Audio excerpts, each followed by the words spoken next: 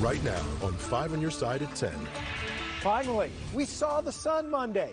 Why we don't have to wait an entire week before we see it again. Tax time is here. Tonight, the head of the IRS talks to 5 on Your Side about taking the frustration out of filing.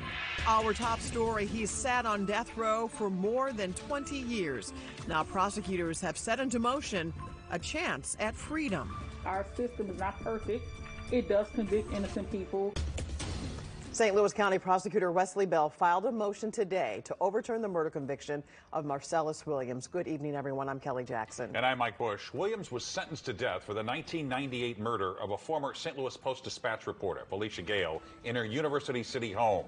5 on Your Side's Laura Barczewski has been looking into the filing, and she's live tonight outside Bell's office. Laura. Mike and Kelly, while St. Louis County Prosecutor Wesley Bell was not available for an interview today, court documents from his office explain several reasons why they think Williams might actually be innocent.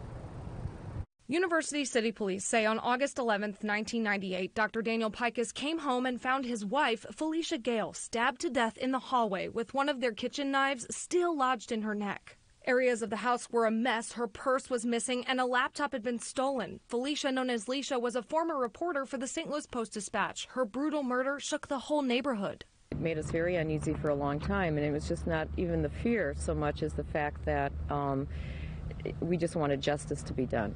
Marcellus Williams was convicted of her murder in 2001, accused of stabbing her 43 times. There was no reason for this crime. It was extremely brutal and vicious, and that's why he deserves the death penalty, and I believe that's why he is going to get the death penalty. He did, in fact, receive the death penalty and was just hours from being executed in 2017 when then-Governor Eric Greitens granted a stay of execution. He has steadfastly, stuck to his innocence. Interestingly enough, I've asked him about getting the execution date and what that felt like, and he would always say, these things are in God's hands. He's a very faithful person. Michelle Smith, an advocate fighting the death penalty, says Williams became a Muslim in prison, taking on the Muslim name Khalifa. She says he pursued every legal avenue to overturn his conviction, and with the help of the Midwest Innocence Project and a new 2021 law that allows prosecuting attorneys to file a motion to vacate a conviction, he has a chance. So we definitely have hope that, Khalifa will be home, I'm hoping this year. In court documents, St. Louis County Prosecutor Wesley Bell says two big reasons they believe Williams is innocent are DNA evidence on the knife that was never heard in court was examined and is not a match to Williams, and informants in the case were unreliable. Khalifa's case, there were witnesses who, what we call informants, and people who ultimately were not telling the truth, but got some kind of benefit from that. I spoke with one of Gale's family members this afternoon who declined to comment and asked that the public respect their family's privacy during this difficult time. I also talked with some of her former colleagues at the Post-Dispatch who tell me she was a very kind person who was passionate about social justice. Reporting live in Clayton, Laura Barczewski, 5 on Your Side. Tomorrow, a man who confessed to killing his ex-girlfriend has a bond reduction hearing in St. Louis County. Trenton Ivy says he killed Markeisha Williams a few days before Christmas. Police arrested him a few days later in Wisconsin. Williams' body was later found in northern Illinois. Ivy is charged with first-degree murder and is being held without bond. A fundraiser was held tonight in Cotterville for the family of two young brothers killed in a house fire in Defiance. 6-year-old Jamison Kaiser and his 4-year-old brother Julian died January 19th. Funeral services will be held this Thursday. A GoFundMe page has raised more than $161,000 for the family. We have a link in the As Seen on TV section at KSDK.com. Tonight, a crash reconstruction team is investigating a tragic incident at a nail salon involving 3 best friends. It happened over the weekend at Pacific Hair and Nail Spa. The 3 women had just finished getting their nails done when one of the women left to pull her car in closer from the rain. Surveillance video shows the SUV backing into the business. 61-year-old Jill Goddard of Pacific and the other friend were paying at the counter. Goddard died from her injuries. Her brother calls it a terrible accident and says the women were her support system.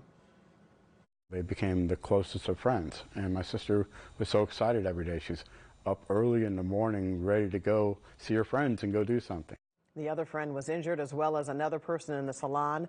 A GoFundMe has been set up for her children and grandchildren to travel to Missouri for her funeral and for expenses. These details are on KSDK.com in the As Seen on TV section. Tonight, an unexpected road closure is impacting drivers in South St. Louis. Pavement collapsed in the bottom of the I-55 and Bates exit. That's on Michigan Avenue. 5 on your side's Andy Krall spoke with MoDOT about why it could take some time to come up with a fix. Annie. Well, Mike, right now we don't know what caused the pavement to collapse. MoDOT crews are evaluating the situation in South City to try and figure out what needs to be done before the ramp can be safely reopened, but it won't be anytime soon. MoDOT and city street crews investigating what happened on Monday, causing pavement to collapse at the bottom of the Bates ramp off I-55. Usually has to do with historic utility lines, something like that, that might be washed out or a hole in something. So we have to bring really everybody to the field to take a look and see what's going on.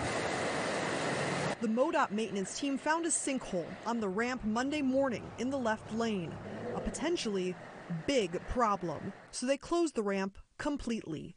MoDOT says it's not sure how extensive the damage is or how much repairs may cost. Officials are hoping for a quick turnaround as crews analyze what utility lines are involved. In this case, that has not been determined to be an MSD issue yet, so we're still trying to figure out whose it is and who can help us with the fix. We reached out to St. Louis Metropolitan Sewer District. Officials tell us they were called. However, this spot is not part of MSD's infrastructure.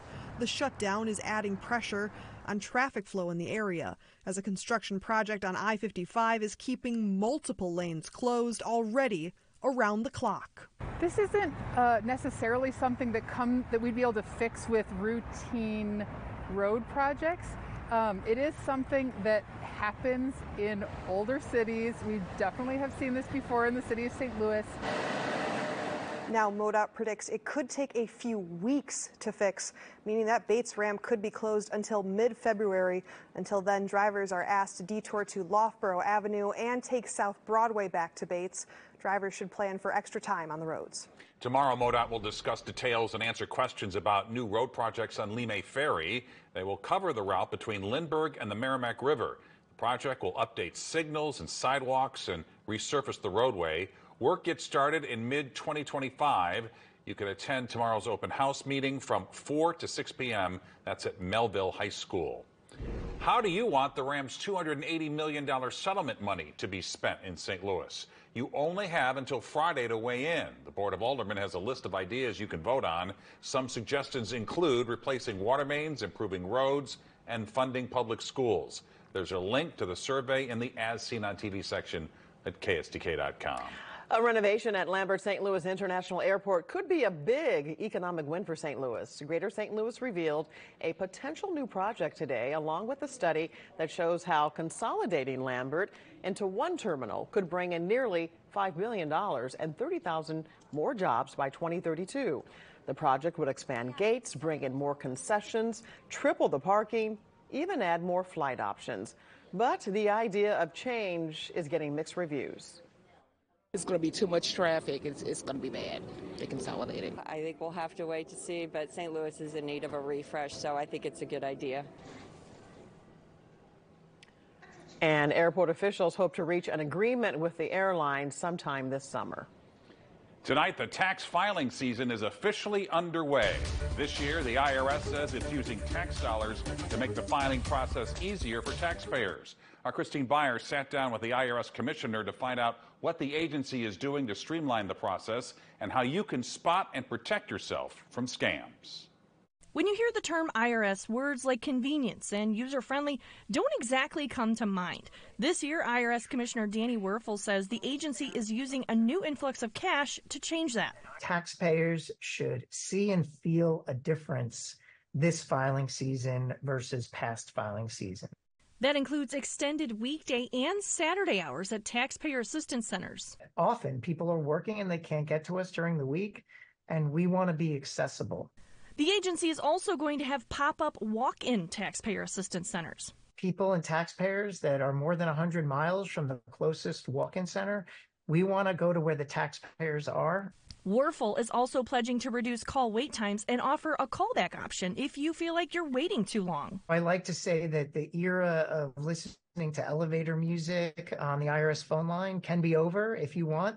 There's going to be changes to irs.gov, too. They'll now, for example, be able to upload all correspondences and notices back to the IRS digitally rather than on paper.